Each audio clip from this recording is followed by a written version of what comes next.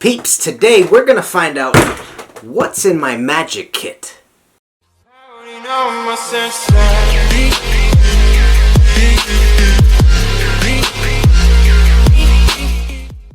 Alrighty peeps, welcome to the studio. I'm doing a bit of a different video today. Normally I do exposés on magic methods, etc. But today I wanted to go over sort of what I have in my repertoire. I finished a gig just a couple of hours ago.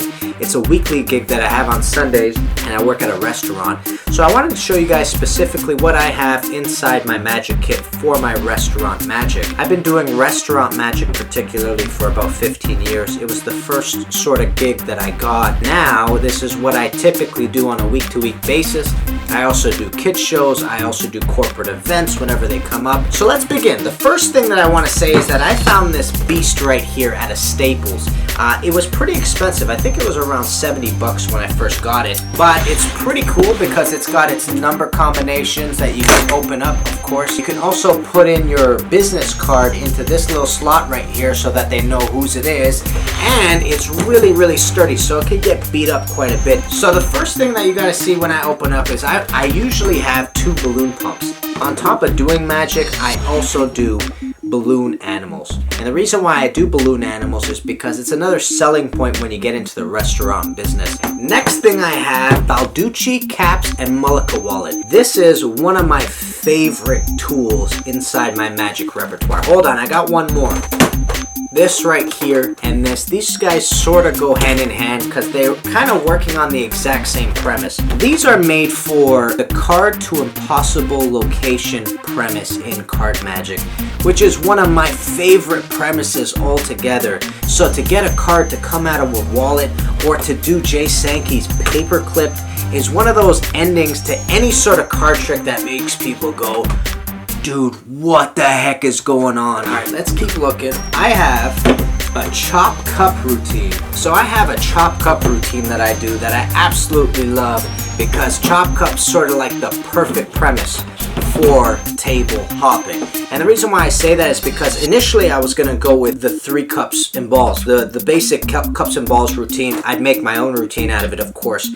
But another magician was like, dude, that's a lot to carry on you. And he was absolutely right. You have only so many pockets when you're doing table magic or when you're doing strolling magic. So what you really have to do is you have to sort of sit back and decide, okay, what is the most important and what gives me the most bang for my buck? So for me, I found a chop cup routine was sort of practical because I only had to carry 1 cup with me and carry a ball or a couple of them and then have a couple of loads for the finale, etc.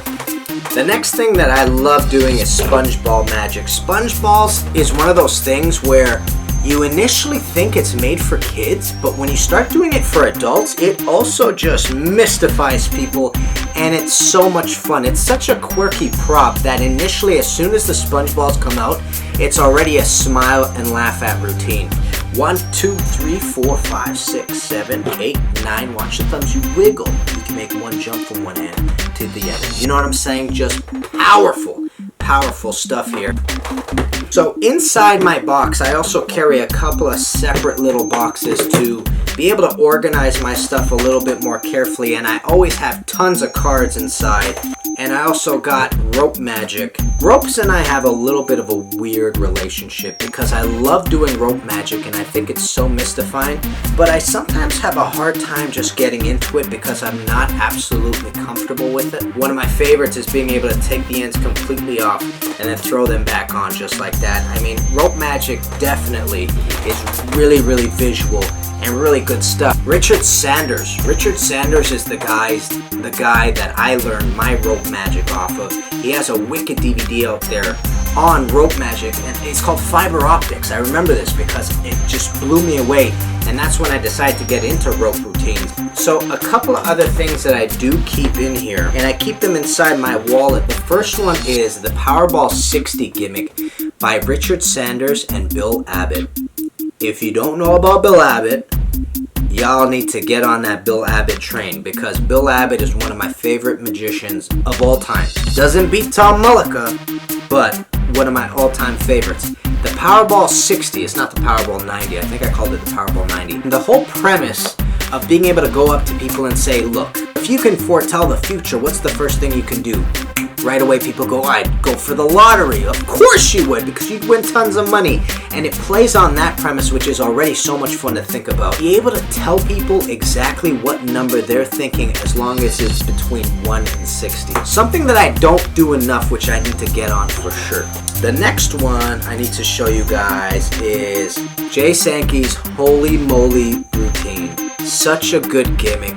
Really, really visual stuff. You know, the one thing that sort of frustrates me about this trick is that it's so short. But in that short span of time, it takes 10 seconds to do. In that 10 seconds that you're with the customer and they see it and the spectator finally sees the routine, they go, and they can't recover from it. So, awesome effect. Amazing reactions. But that's what I have inside my kit and in my wallets, and I wanted to show you guys, like I said again, so that you guys get a feel for what it takes and how many tricks you might need in order to start getting into restaurant magic. So peeps, I hope this was useful. I hope you enjoy this. This isn't an expose by any means, but it at least lets you know what a working magician sorta has up his sleeve, pardon the pun. So I hope this helped, peeps. Please share this with anybody that's thinking of getting into table hopping or strolling magic, because I think this is going to be really, really useful to that person specifically. And I'll see you guys very soon. Kenny Molotov, guys. Peace, baby.